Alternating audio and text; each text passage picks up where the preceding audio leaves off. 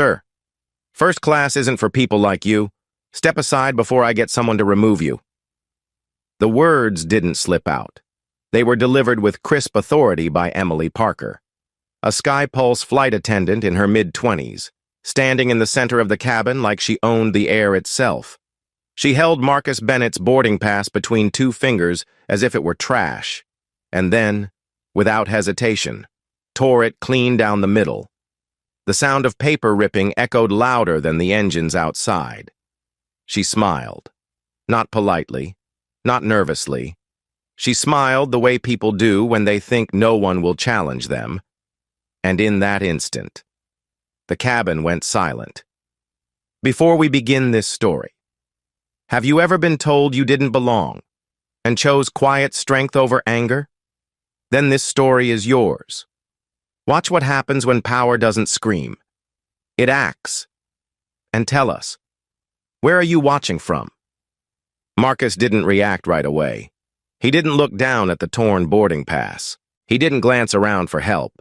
He stood in front of seat 2A, expression steady, eyes calm, his gray blazer immaculate even under the harsh cabin lights. "My name is Marcus Bennett," he said evenly. "Platinum ticket, seat 2A, scanned and issued." His voice didn't waver, but Emily was already tapping on her airline-issued tablet, acting out a routine she'd rehearsed in her mind long before he boarded. She turned the screen toward him. "According to this," she said, tapping the red text flashing across the screen, "your seat's been revoked. System flagged it as invalid. You can try economy. If there's room..." In seat 2B, Catherine Hayes, a hedge fund manager in her 50s, decked out in diamond studs and entitlement, leaned forward, removing her sunglasses with deliberate slowness. "I'll take 2A, she said, flashing a manicured smile.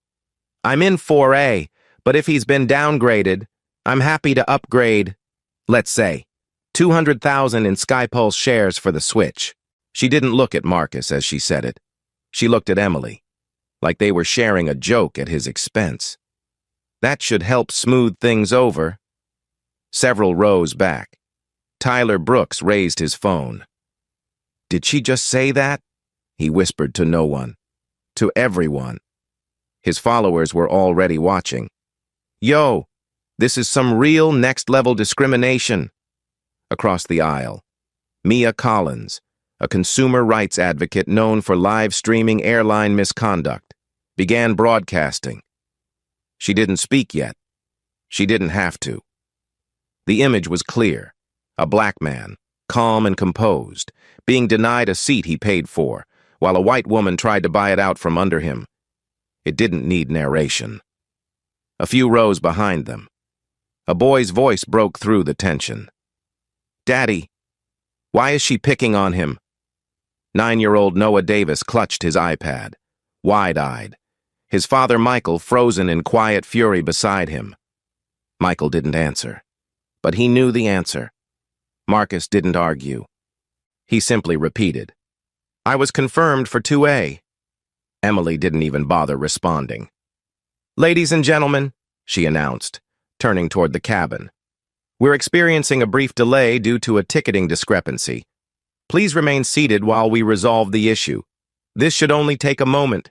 She glanced back at Marcus as if daring him to raise his voice. He didn't. In seat 4D, Rachel Turner, his assistant, poised and unreadable, was already typing on her phone. She didn't look at him, didn't speak aloud. She simply tapped, "Protocol SkyPulse initiated, 7 minutes counting, confirming internal escalation." In 5A, Olivia Reed, SkyPulse's own ethics officer, traveling quietly under an internal review directive, received Rachel's alert and opened her secure memo draft. Her fingers began logging, boarding pass torn deliberately, passenger misidentified, no verification attempt, live footage in progress.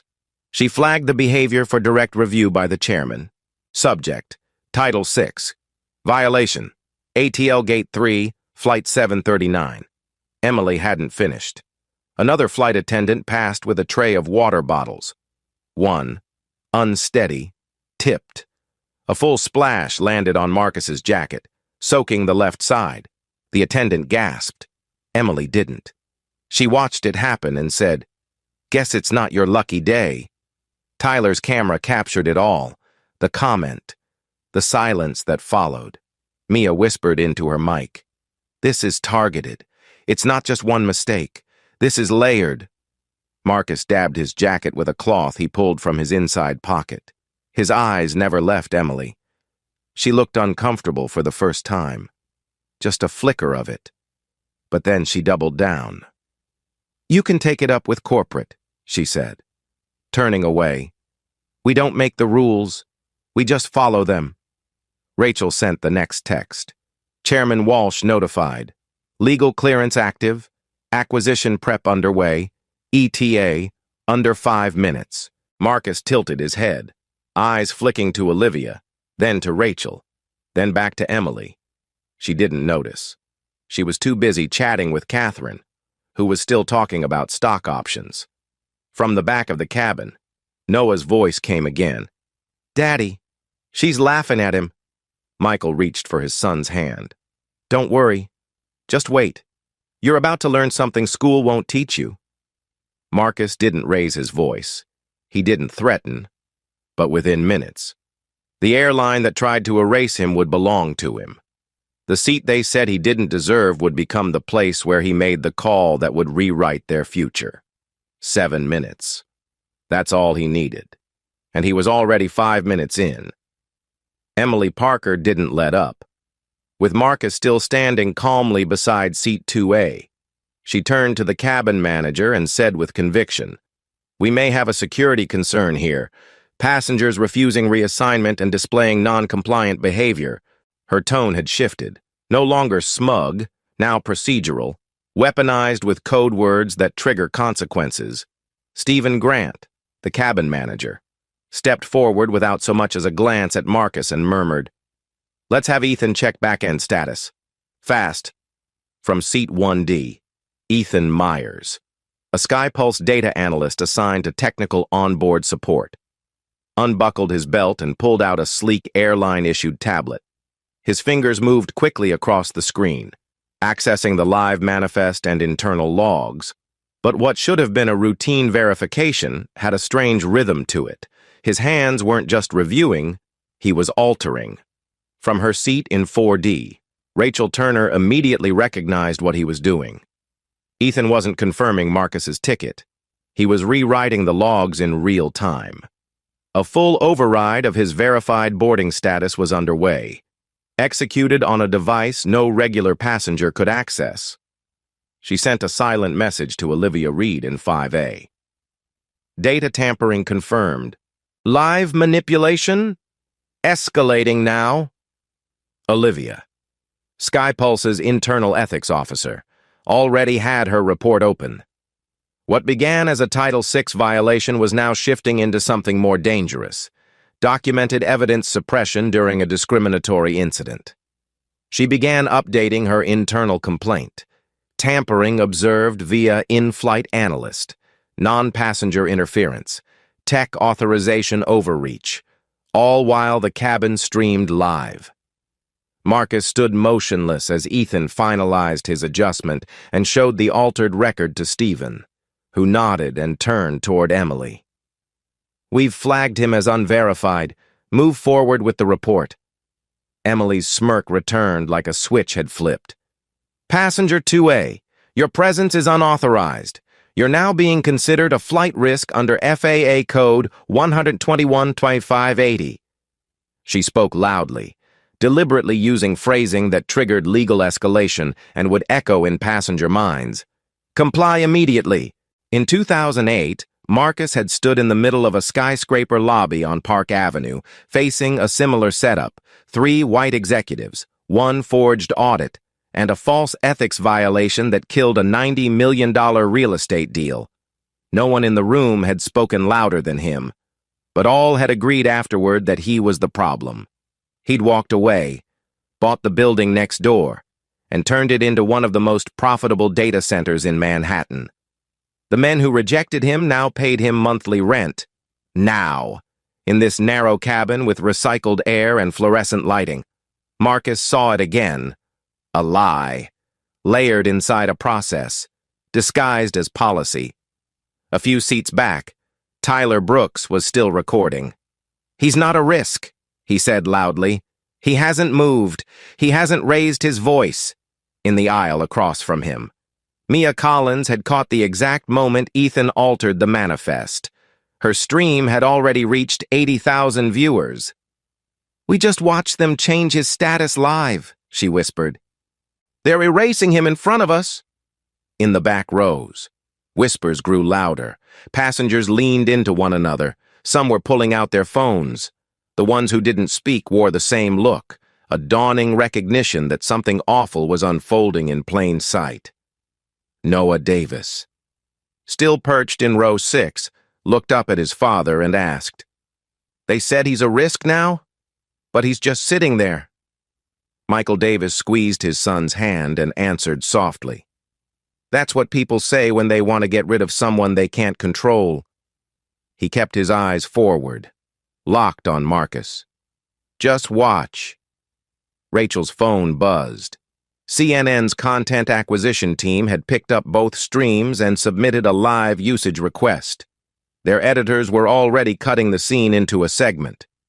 Rachel tapped a quick response. Approval granted.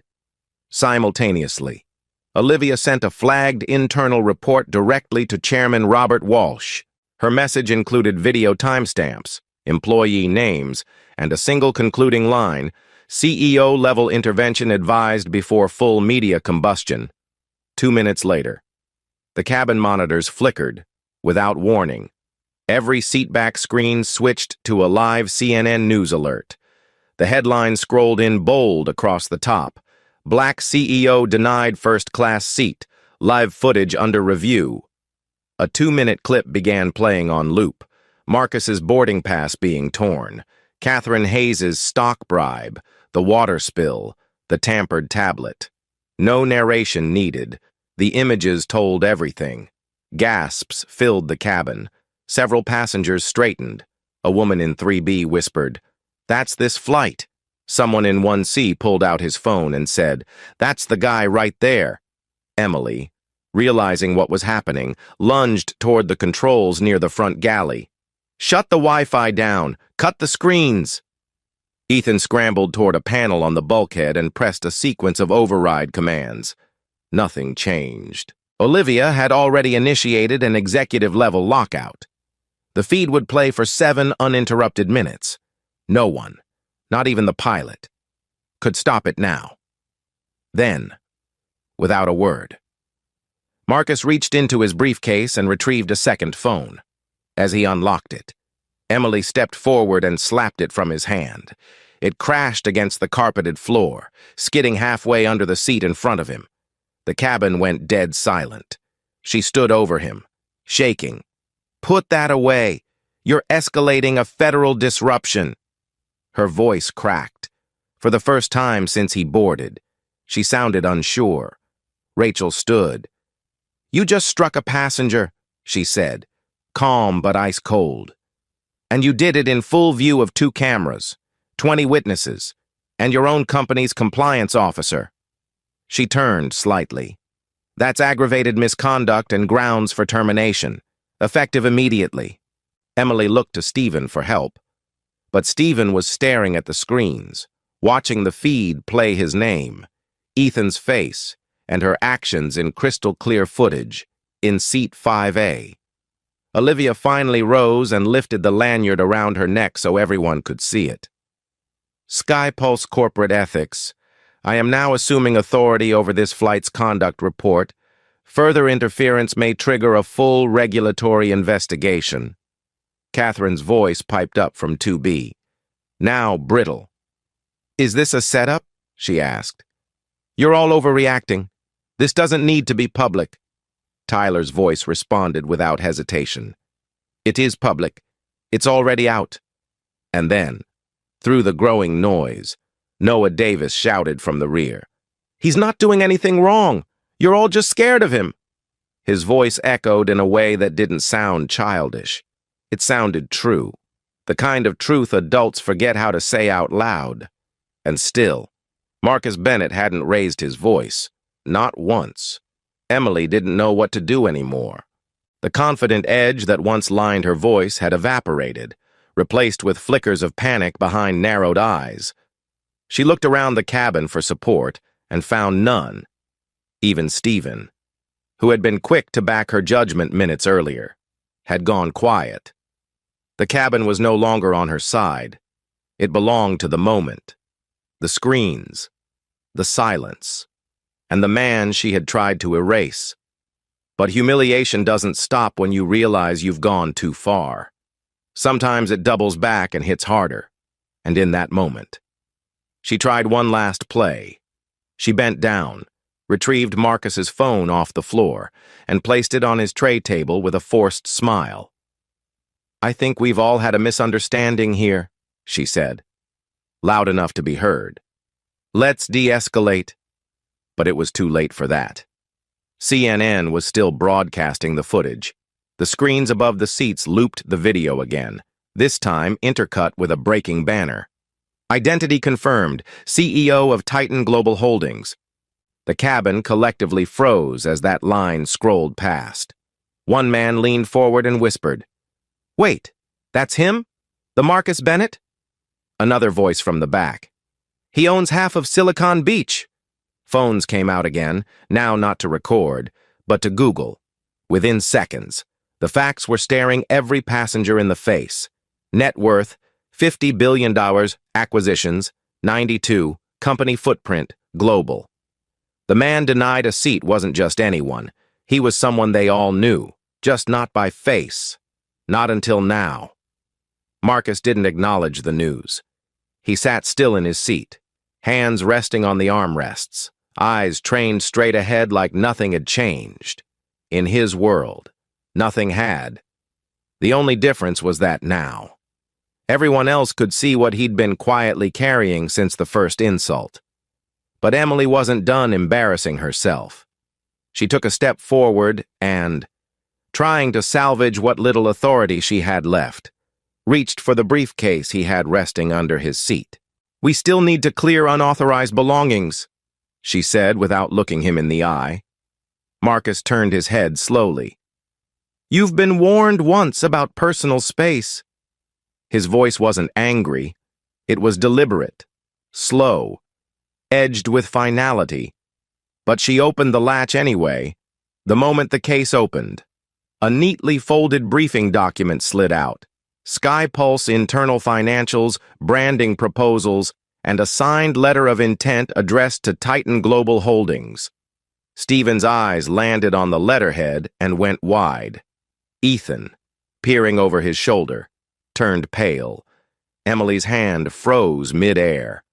The document fell to the floor with a quiet thud, but its impact shook the entire front cabin. One of the nearby passengers, an older gentleman in a business suit, stood up halfway and whispered, "Is this guy about to buy the airline?" He wasn't wrong. Tyler Brooks was still filming. His voice broke the hush like a match strike. "Ladies and gentlemen, I think the man they just humiliated is about to own the plane we're sitting on." Mia turned her camera to Rachel, who had now opened her laptop and was tapping in a secure authentication code. A loading screen blinked to life with a familiar logo, SkyPulse Executive Dashboard, Acquisition Portal. She entered Marcus's credentials, green light, verified. The crowd wasn't breathing anymore. They were watching history on a tray table. At that moment, a napkin flew through the air and landed on Marcus's lap. It wasn't accidental. Catherine Hayes had thrown it, lightly, but intentionally. "Congratulations," she said dryly. "Maybe now you'll get a glass of wine and feel important enough to sit down." Her tone was dripping with sarcasm, but her eyes betrayed the quiver of a woman who realized her mask had cracked. "Or perhaps you'll sue us all for emotional damage." Marcus calmly lifted the napkin, folded it in half, and placed it beside the case without a word. He didn't give her the dignity of a reply, but Olivia did. She turned from her seat, looked Catherine squarely in the face, and said, "You're on video, too. Your offer of stock to displace a seated passenger is unethical and, in this case, illegal under both FAA and Title VI compliance. You'll be hearing from the board." Catherine laughed once, sharply. "I am the board." "No," Rachel said without looking up from her screen. "You were—" The cabin erupted into whispers and camera clicks. Someone gasped audibly. Stephen stepped back, muttering something to Ethan under his breath. Emily retreated to the galley without another word. But it didn't matter anymore. The fire had already spread. The broadcast loop shifted again. CNN was now streaming a side-by-side image. On one side, Marcus seated calmly with a towel across his lap, and on the other, headlines from Sky Pulse's previous diversity pledge campaign. A voiceover from the anchor played through the cabin speakers. Sky Pulse Airlines has come under fire today as a video of its flight crew denying a confirmed first-class seat to billionaire CEO Marcus Bennett continues to circulate, with live footage captured by passengers. Questions are now being raised about bias, corporate culture, and accountability. Somewhere in the back of the cabin, a woman began clapping slowly. Others joined. Then the ripple turned into a round of applause, not just for the revelation, but for the restraint, the quiet dignity, the stillness in the face of chaos. Rachel turned to Marcus. "The chairman's en route. He's boarding from the gate." She paused. "He saw everything." Marcus nodded once. "Let him come." Then he leaned back in his seat, crossed one leg over the other, and finally spoke to the room. "We can all breathe now, but no one forgets what just happened." And no one would. The cabin doors were still sealed. The aircraft grounded on the tarmac. But inside the first-class section of Sky Pulse Flight 739, it no longer felt like a plane. It felt like a boardroom, a courtroom, and a broadcast studio all at once. No one dared speak above a whisper. No one moved with confidence except Marcus Bennett. The man who had been humiliated minutes earlier now sat quietly in seat 2A. The very seat they said he couldn't have, his presence commanding not just attention, but judgment. Rachel closed her laptop and handed him a small device, roughly the size of a TV remote.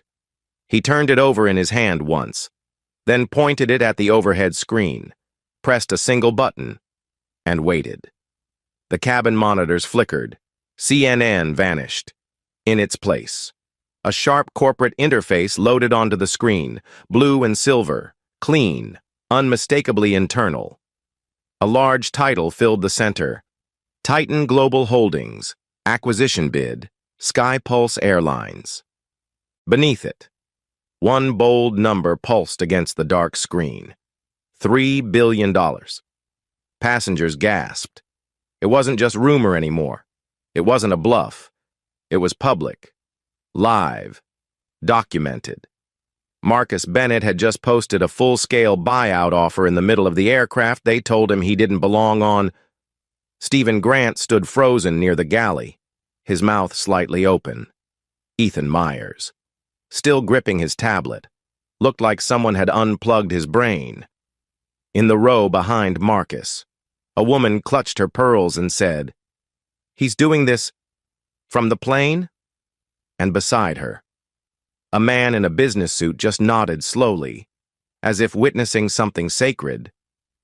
Emily Parker reappeared from the crew bay, her face pale, voice brittle. That's not real. That's not how this works." She pointed toward the screen like it betrayed her. "You can't just buy an airline mid-flight." Marcus turned to her, expression unreadable. "Not mid-flight. We haven't taken off. Which means everything you've done, every word, every act, every instruction, is on record, in a jurisdiction that includes federal aviation, corporate governance, and civil law." His tone didn't change. It didn't rise. He simply listed the facts like a surgeon listing incisions.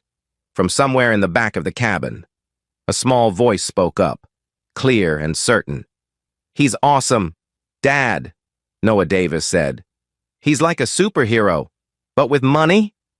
Michael Davis chuckled softly, shook his head. "Not money, son. Power. The kind people don't see until it's too late."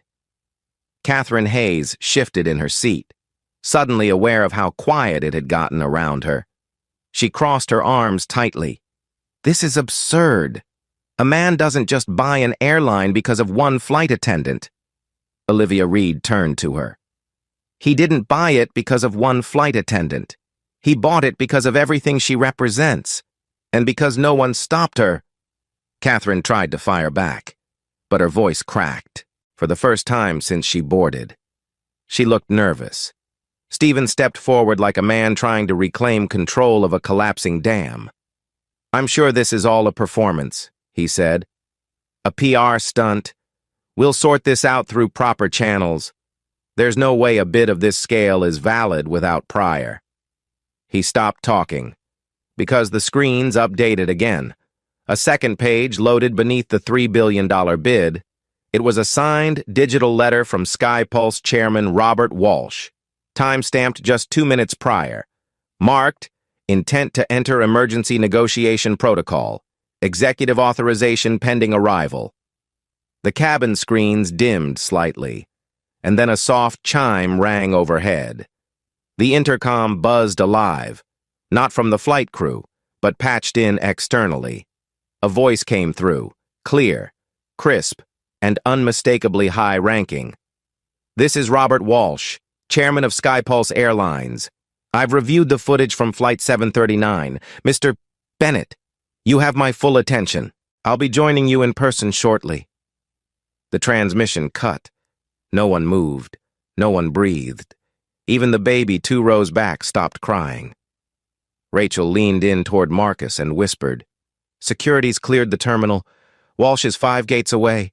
ETA 4 minutes. He wants to meet face-to-face before final transmission." Marcus nodded once. "He'll want a camera crew, too. Make sure Mia stays live." Across the aisle, Mia Collins was already 10 steps ahead, her followers now over 200,000 and climbing. She adjusted her mic and whispered into her feed. "Chairman's coming on board. You're watching history. Real-time accountability at 3,000 feet. Well, 0 feet. But you get the idea." Emily took another shaky step forward. "You're destroying people's jobs for personal revenge." Marcus turned to her slowly. "You destroyed your job the moment you decided I didn't belong. I'm here to make sure you're never in a position to do that again." His voice remained low, his posture unchanged. That, more than anything, terrified her. From the back of the cabin, passengers began to murmur, some in awe, others in shame. A woman said, "He never yelled. Not once," another replied. "He didn't have to. They did the yelling for him." And then a third, from near the emergency exit. "This is what power looks like when it remembers where it came from." Olivia rose from her seat and addressed the cabin formally.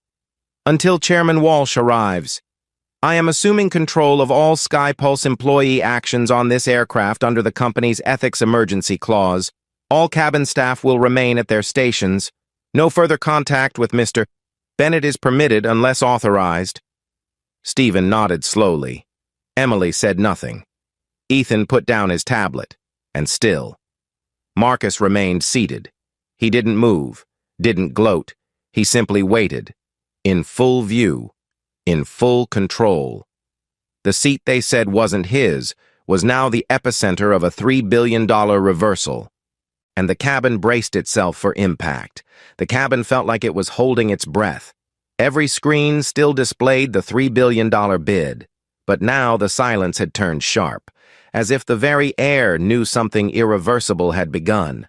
The low hum of the APU was the only sound as footsteps approached from beyond the curtain. Then it parted. 2 men stepped into the first-class cabin. One wore a navy overcoat and an expression carved from stone. The other, in a charcoal gray suit with a SkyPulse pin, whispered something before stepping back. The man who remained, the one with the storm in his eyes, was Robert Walsh, chairman of Skypulse Airlines. Every employee in that cabin recognized him instantly. So did Marcus. But Marcus didn't rise. He remained seated, composed, the same way he had been since the beginning. It was the world that had shifted around him. Walsh took 2 slow steps into the cabin, looked at Emily first, then at Stephen, then at Marcus. "Mr. Bennett," he said, voice firm but without bluster. "You have my full attention." Marcus returned the look without flinching. "You had it the moment your staff tore my ticket in half. You're just now realizing it." Walsh gave a shallow nod, acknowledging more than guilt. He was acknowledging defeat, even if he couldn't yet say the words. "I've seen the footage. I've reviewed internal systems. I came here to see for myself what cannot be denied on screen." He turned to Stephen. "You are relieved, effective immediately." Then to Ethan. "You've been recorded committing system sabotage. Turn over your device." Ethan fumbled with his tablet, then handed it to the chairman's aide, who placed it into a black pouch and sealed it. And then Walsh looked at Emily. She tried to hold his gaze but failed. Her lip twitched. "Chairman, I acted based on flight data and passenger compliance." He cut her off without raising his voice. "You acted on bias. You tore up a platinum boarding pass based on how a man looked. You called him a threat without cause. You physically struck a passenger, and you did it on a flight that was grounded, meaning every word you spoke falls under corporate review, not FAA shield." She opened her mouth again, but he held up a hand. "You are terminated. Now." Emily staggered back a step. "But now," he repeated. She glanced at Marcus like she wanted him to say something, but he didn't. He didn't owe her anything. The silence was her answer. Catherine Hayes shifted uncomfortably in her seat. Her arms were still crossed, but the confidence was gone. She started to speak, but Walsh cut her off as well. "Ms. Hayes, your conduct is under review. Your offer of stock in exchange for displacing a confirmed black passenger violates multiple ethical policies. Consider yourself suspended from board access until further notice." Catherine's face froze in disbelief. "I am a primary shareholder," she whispered. "You were," Rachel said behind Marcus, "until the board vote passed 30 seconds ago." She tapped a final confirmation on her phone. "It's done." Walsh turned back to Marcus. "Your offer is accepted, contingent on legal review. Skypulse will enter transition under Titan Global Holdings as of midnight Eastern Time."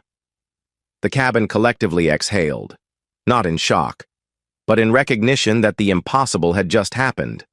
A man they tried to erase had just bought the entire sky beneath them.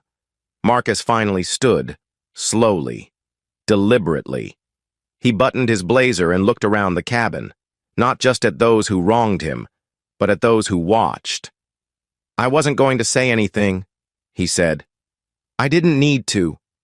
I've sat through enough meetings where silence said more than shouting ever could. But let's be clear, this wasn't about a seat. This wasn't about comfort. This was about what happens when someone in power decides who belongs, and what happens when they're wrong." He turned to Olivia. "How many reports like this have gone unanswered?" Olivia answered quietly. "Hundreds. Maybe thousands." Marcus nodded. "Not anymore."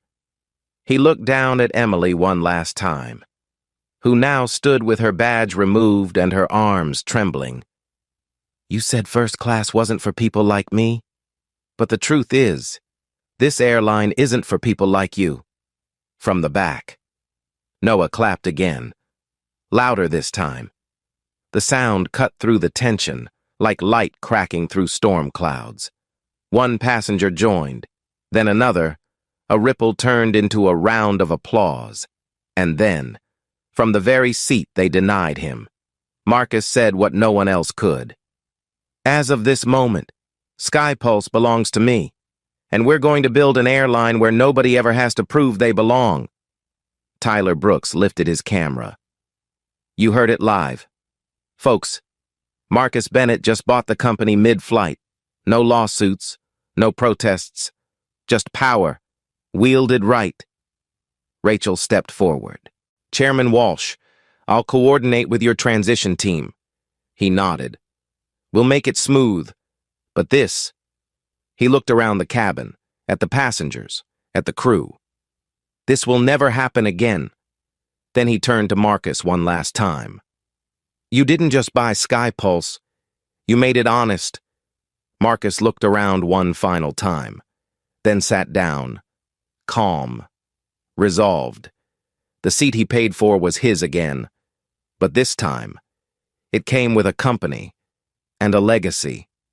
The doors to the aircraft remained closed, but inside, everything had changed.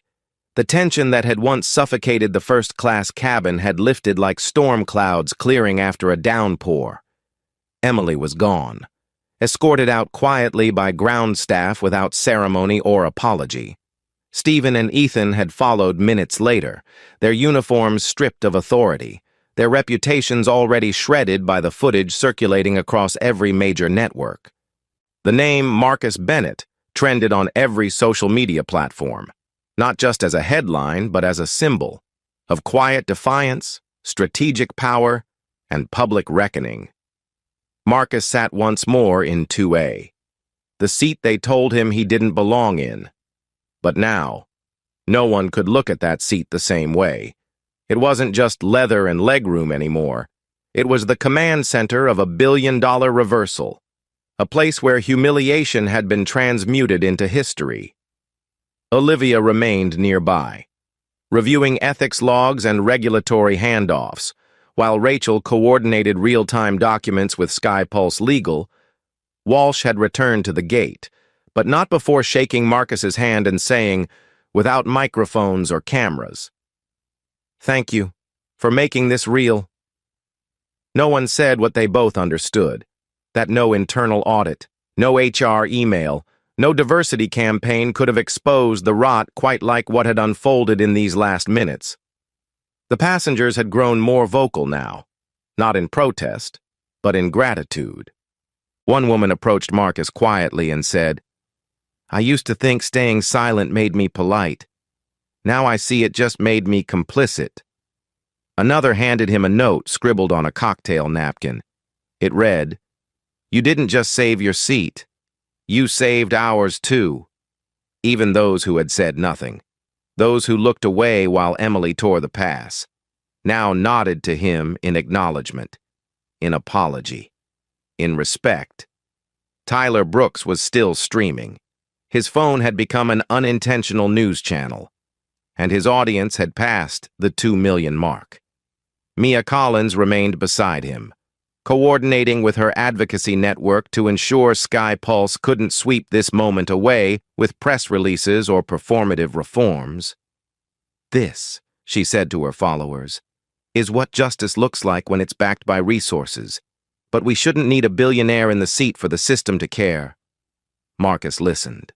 He heard every word, and when he finally spoke, he didn't direct his voice to the cabin crew or even to the cameras. He addressed the passengers, the witnesses. "This shouldn't require cameras," he said. "It shouldn't require money. You shouldn't need to own something to be treated with dignity inside it." His words weren't loud, but every syllable landed. "SkyPulse will change, not just because I said so, but because you saw it. You felt it, and you'll never forget it." Rachel leaned down and whispered something into his ear. He nodded. Then he stood, took a slim tablet from his briefcase, and tapped into a secure portal. The screens above flickered again, this time not with CNN or legal documents, but a new logo, Air Equity. It shimmered across the cabin in bold silver type. Beneath it, a tagline appeared, "The future of fair skies." Marcus looked up. "This is what comes next." He said, "Air Equity isn't just a system. It's a global AI-powered platform that monitors, records, and verifies passenger treatment, crew behavior, and corporate accountability across every airline, not just SkyPulse, It flags bias, it reports misconduct in real time, and it protects people before stories like mine need to be told. There was a beat of stunned silence, then applause, not the polite kind, but full-bodied, real. Even those who had been skeptical now saw the scope of what was unfolding. Marcus wasn't just reacting, he was rebuilding, restructuring, reforming from the inside out. Noah Davis turned to his father, eyes wide. "Dad, that means nobody will get pushed out again, right?" Michael nodded. "That's what it means. Son, that's exactly what it means." Tyler looked directly into his camera. "This isn't just a win for Marcus Bennett. This is a win for every person who's ever been told, 'You don't belong here.' Now there's something watching, something that remembers." Mia smiled and added, "Airlines have customer service numbers. Now they'll have consequences." Marcus remained standing a moment longer, letting the gravity of the announcement settle over the cabin like calm after a quake. "We're not just buying back power. We're putting it in the hands of people who never had it. Every flight, every gate, every crew. This is the new altitude of accountability." He returned to his seat. There was no fanfare, no music, just clarity, and the weight of something irreversible. The aircraft never left the ground that day, but everyone on board knew they'd been somewhere, not just across a tarmac, but across a line, between how things used to work and how they could. When Marcus Bennett stood and claimed ownership of the airline that tried to strip him of his seat, he didn't just correct a mistake. He altered the blueprint of accountability in a space that too often rewarded silence and overlooked dignity, but even power, once exercised, demands what comes next. And Marcus knew that real change only begins when punishment ends. Emily Parker was escorted from the aircraft without a word. Her termination became instant and total, within hours. Her name trended alongside footage of her tearing Marcus's boarding pass and slapping his phone to the floor. Old complaints resurfaced. Former colleagues spoke up. News outlets ran exposés with titles like "The Face of Bias in Blue" and "How One Flight Attendant Brought Down a Fleet." It wasn't revenge. It was exposure. And this time, no uniform could protect her from the truth she thought no one would challenge. Catherine Hayes resigned under pressure 2 days later. Her bribe, captured in HD and broadcast globally, triggered an ethics review across multiple boards where she held positions. Investors pulled out. Her own fund's value dropped overnight.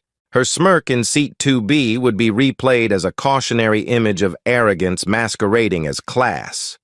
She issued a statement. It was too late. Ethan Myers, the analyst who altered Marcus's records mid-flight, was permanently banned from working in aviation data security. His actions weren't seen as personal. They were procedural, systemic, and symbolic of a deeper flaw. FAA regulators launched a full investigation, but Marcus never named him. He didn't have to. The world already had. Stephen Grant disappeared without ceremony. No one asked where he went. No one needed to. But Marcus never gloated. He didn't call press conferences. He declined interviews. His power had been used in public. His legacy would be handled in private. A week later, a new initiative appeared on Titan Global's official website, the Sky Equity Fund.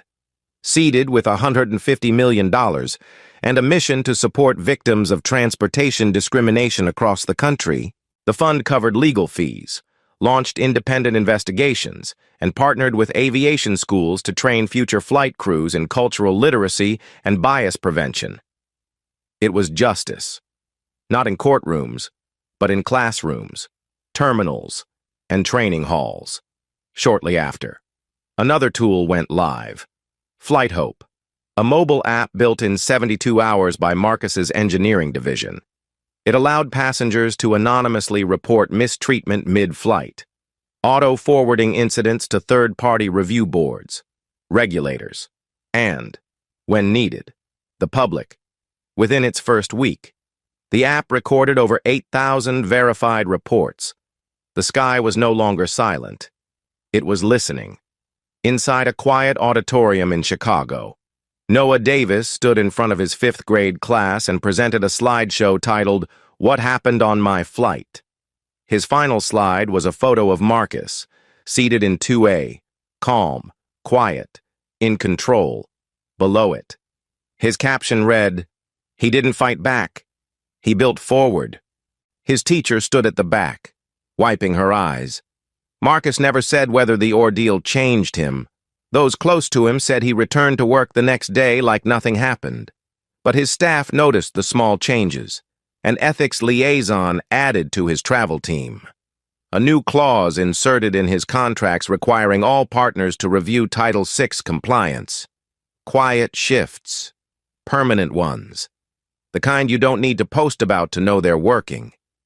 He never asked for recognition. He only ever wanted something better. And though the world tried to deny him a seat, Marcus didn't just sit down. He rebuilt the aircraft around it. At the heart of it all remained a man in 2A, seated, calm, unmoved, not waiting to be respected, just proving, with every breath, that he always belonged. If this story spoke to you, don't let it end here. Like, share, and subscribe, because voices like this deserve to be heard, and change begins when we choose to see.